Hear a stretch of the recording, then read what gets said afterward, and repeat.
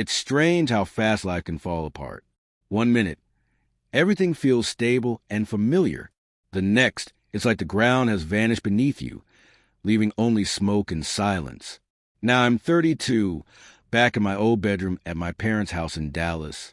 The walls still hold faded posters from my teenage years, and the desk is buried in forgotten trinkets and dusty memories. I let out a dry, bitter laugh. The irony stings. This isn't how my life was supposed to go. I'm Olivia, and I never thought I'd end up here, rummaging through old yearbooks and waves of nostalgia, try to understand how everything came undone. It all began with Daniel. We met at a housewarming party my friend Rachel threw. She'd just moved into a perfect little townhouse, the kind I use to pin to vision boards and dream about on lazy Sundays. As soon as I walked in, a quiet envy crept over me.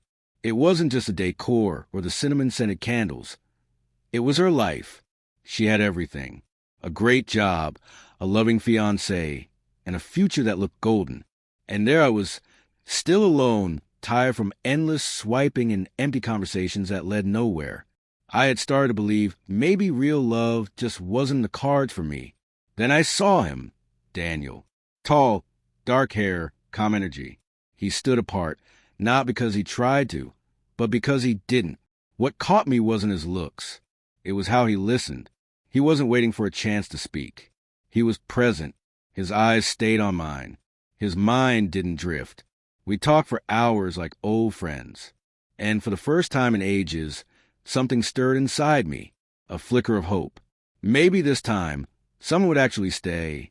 And for a while, he did. Daniel was more than I'd hoped for. Kind, gentle, quietly romantic. I felt safe, really safe, with him. Everything felt easy. No games. No doubts. Within a year, he proposed. A year later, we stood under warm lights and said, "I do." It was everything I thought I wanted. Steady love. A man who didn't have to shout to show he cared. He loved me in small ways, leaving notes in my bag, getting my coffee just right, fixing things before I even asked. But eventually, I mistook that steadiness for something else. His patience felt boring.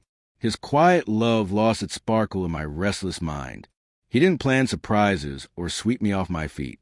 He was just constant. And instead of valuing that, I let doubt creep in. Had I picked comfort over passion? Settled for safety instead of fire? The questions started as whispers. Then they grew louder. I couldn't ignore them. Everything fell apart at a dinner party. Just a few friends, good food, soft music, too much wine. Someone asked if love is fate or timing, how we know we've chosen right. Without thinking, I laughed and said, honestly, if I had to do it over, I probably wouldn't have married Daniel. The silence was instant. Glasses paused midair. The blood drained from my face as I turned to him. Daniel sat still, hand clenched on his wine glass, voice low and flat. "Wow," he said. "Good to know." Panic hit me. I tried to laugh it off, call a bad joke, but it was too late. The words hung in the air like a knife. He didn't shout. He didn't fight. He just went quiet. That night, he slept in silence. By morning, he was gone. His side of the bed was cold. His clothes, toothbrush, vanished. But what hurt most was what he left behind. His wedding ring placed neatly beside a photo from our honeymoon. I stared at it. "Hello," I called. No answer. I texted. Nothing. I told myself he just needed time, that he'd return once the pain faded. But the days turned into weeks, then a month. That's when I knew he wasn't coming back. What crushed me wasn't just that he left. It was how easily he let go. While I was drowning in guilt and sorrow, he was already learning how to breathe again. One afternoon, I saw him downtown.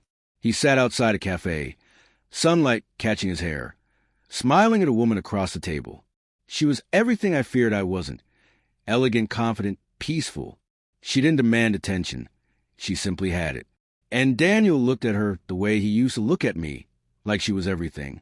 A rush of emotions hit me. I wanted to run to him, beg him to remember, ask for another chance.